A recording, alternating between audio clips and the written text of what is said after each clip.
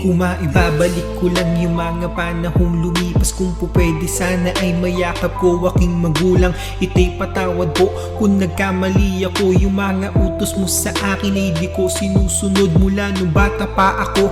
Iyong inaalalayan sa mga dapat kong gawin, lagi mong tinuturuan. Ikaw po ang nagturo sa akin ng tama't mali at kung anong mga desisyon ba ang dapat kong gawin. Pero unti-unting nagbago dahil sa aking paglaki. Ita'y di na kita kailangan, kaya ko na ang sarili. Malaki na po ako, huwag mo na akong turuan. Matanda ka na itay, ikay wala ng pakinabang. Huwag ka nang lumapit sa akin, baka merong makakita na yung tatay ko sobrang tanda na nakakahiya.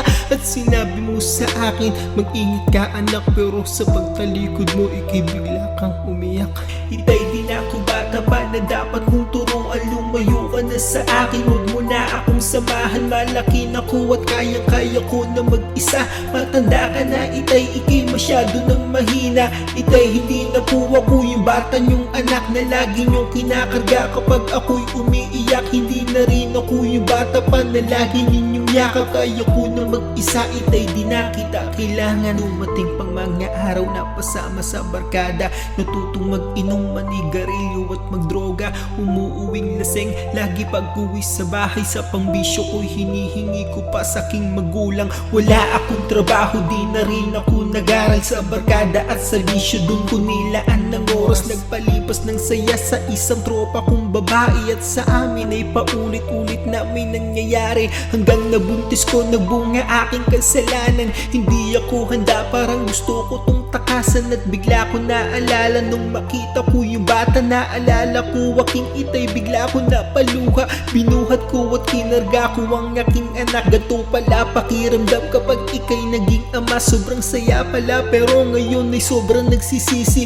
Itay patawad po, inuna ko aking sarili at dala ko ang aking anak. Umuwi sa bahay, ako'y sobrang nagulat nang makita ko si tatay. Itay gumising ka, bakit mo ako iniwan? Patawad po itay sa nagawa kong kasalanan. Itay bumangon ka kasi sobra kitang kailangan. Ngayong wala ka na, ikay di ko na mayayakap. Itay gumising ka, bakit mo ako iniwan? Patawad po itay sa nagawa kong kasalanan. Itay bumangon ka kasi sobra kitang kailangan. Ngayong wala ka na, ikay di ko na mayayakap. Itay patawad po, di ko man lang yan nasabi. Ngayong wala ka na itay, ako ay nagsisisi. Kung mababalik ko lang, hindi sana to nangyari. Sana po ay sinunod ko ang lahat ng iyong sinabi. Alam kong sobrang daming ginawa kong kasalanan. Sarili kong magulang ay hindi ko ginalang. Kinahiya ko at halos aking ipagtulakan. Huli na ang lahat para aking papagsisihan.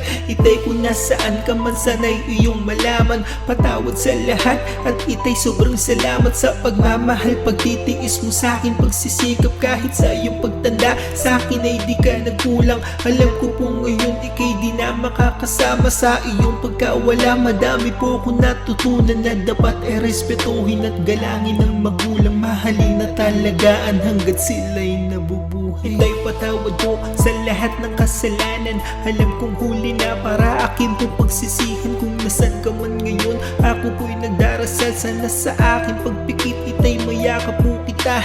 Itay patawad po sa lahat ng kasalanan. Alam kong huli na para akin po pagsisihan. Kung nasan ka man ngayon, ako po'y nagdarasal. Mahal na mahal kita. Paalam po sa'yo itay.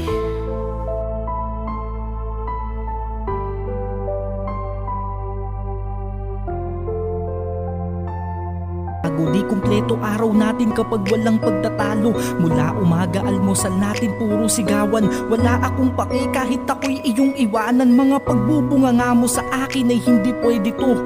Dahil di mo maaabot taas ng ere ko.